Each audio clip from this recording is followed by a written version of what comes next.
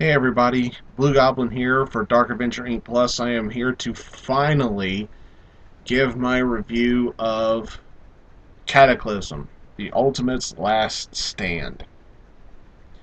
This is a story that I just got finished reading, and I gotta say, after reading the Spider-Man and X-Men tie-ins to this, uh, I honestly thought this was a great story. One of the things that really helped it shine was Mark Bagley's artwork. Mark Bagley's artwork just killed it for me. I loved it. It was so good. Brian Michael Bendis did a good job writing this story. There were a few hiccups in the plot, as like the team of X-Men that shows up nearly at the end of this story. Some of the team members that made it out of the ending of the Ultimate X-Men tie-in for some reason aren't in here, but that's just a minor nitpick. And the fact that it took so long to build up the inevitable plan on how to take down Galactus, usually I would scoff at something like that, but for the way the story was told, it actually made sense. They needed to learn what Galactus was, learn what his plot was, and then figure out any way they could to take him down. I actually appreciated this. This was actually really good. Very well thought out, very well written, and the incredible artwork didn't hurt it either. The story starts with, Galactus appearing in New Jersey, and he just wipes it out. Just obliterates New Jersey. And that's what the first issue was Galactus is here, blow stuff up. And New Jersey is gone. I mean, it is just wiped out. And, the Ultimates try to find out more about Galactus, and all throughout this story they come up with all kinds of ideas.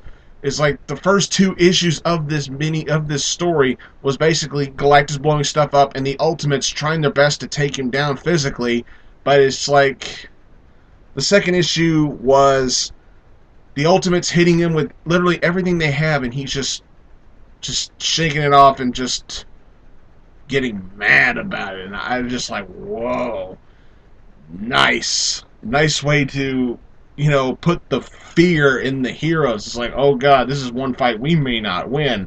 Our world is screwed. But later on in the story, they find out about an alternate Earth, and they even go to Mysterio to try and find out more about Galactus. And he said, you need to talk to Reed Richards. And faster than you can say plot convenience, Ultimate Reed Richards just happens to show up at the end of the third issue, and it's just like, wow. And he tries to explain, Reed tries to explain what he's doing there, and he's not greeted very well. Let's just say that. The team of heroes doesn't give him a really good greeting. Let's just leave it at that. Thor has a really big hello for him. Because you gotta remember, in the Ultimate Universe, Reed Richards is a villain. And he's a psychopath.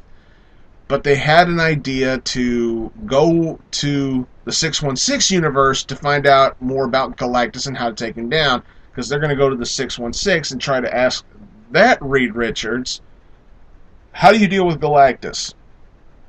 So Ultimate Reed Richards volunteers to help them.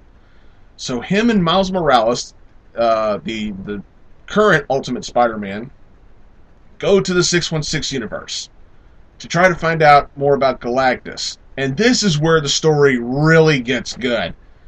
Really, truly starts getting good. Ultimate Reed sees how the 616 Reed lives his life. Now, none of the Fantastic Four are there at the Baxter Building, but Reed sees pictures and he sees how well everything's going. And it you can tell by the look on his face that he almost instantly has a change of heart as to how he's been portraying himself, how he's been doing what he does.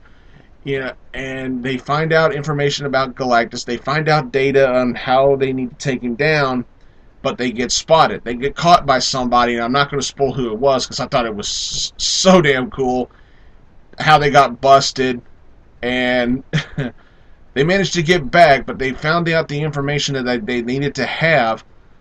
And this is where Reed has his change of heart, and he confesses to Sue. He says, "Sue, I saw what you and I could have had in that universe, and it was everything you wanted it to be, and I'm truly sorry. I'm sorry for everything I've done." And he apologizes to everybody, and he also says, "I'm sorry it took me this long to realize just what an ass I've been all this time." And so they concoct this plan. They recruit Kitty Pryde and the X-Men to help out.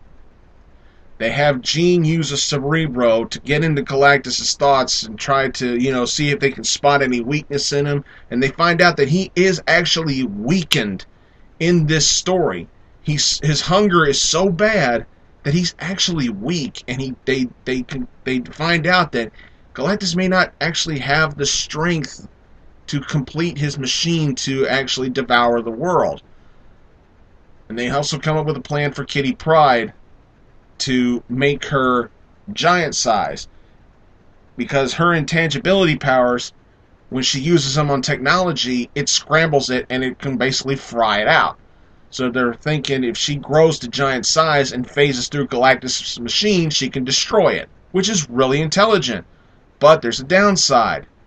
There's no guarantee that she will live to celebrate if she is successful. Kitty understands and she accepts, and she goes to this possible suicide mission to help save the world. And this is where, to me, this was a touching show of respect to Kitty Pryde. Kitty Pryde in the Ultimate Universe has dealt with so much at such a young age, and I thought this last issue of the series was a true show of respect to this character of this particular universe, and I thought it was very, very well done. There's an awesome 2-page spread just dedicated to telling Kitty Pryde to be the hero she was meant to be, and it was really touching but very, very well done. And Reed decides to put his part of the plan into action, and he unleashes a weapon that sends Galactus through a portal into the negative zone. This is how they deal with Galactus. They seal him up in the negative zone, but it's a bittersweet victory because they got Galactus in the portal, but it cost the team dearly. There was a casualty in this dilemma, in this action, sending Galactus into the negative zone. Unfortunately, somebody accidentally got sucked in there with him. Now, I'm not going to ruin who it was, but let me just say, it hurt to see it. It hurt me as a reader to see who ended up getting sucked into the portal with him. But man, it ended very well. I guess Reed is no longer crazy. He's no longer a psychopath. He's probably finally realized that he can be a better man than what he's been lately. But then again, I'm not going to get my hopes up too soon for him. Overall, this was a fantastic story. Very well written. The artwork was incredible. A bit of a slow build to getting to deal with Galactus. This story was not perfect by any means necessary, but this story was a hell of a lot better than other stories I've read in the Ultimate Universe. Ultimatum. That story sucks, excuse me. But on a scale of 1 to 5, I give this series overall a 4. Not perfect, but well worth reading. I would definitely recommend reading this story. If you're not a big fan of the Ultimate stuff, then I'd say skip it. But if you are a fan of the Ultimate Universe, then give it a read. Give it a look, and just let me know what you thought of the story. Give me some feedback. Post your comments. Post your opinions. It'd be greatly appreciated. Let me know what you thought. Did you think this story was as good as I said, or did you think it sucked, or did you think it was better than how I said? Give me some feedback. I'd love to know what you think. That's all I got for this review of Cataclysm. Hope y'all enjoyed it. Please subscribe to Dark Avenger Inc. You won't regret it. Don't forget about my channels, as well as the Mount Vernon Kid, J. Al Ghul, Mark and Chloe Fast Second Comics. Thanks for watching, everybody, and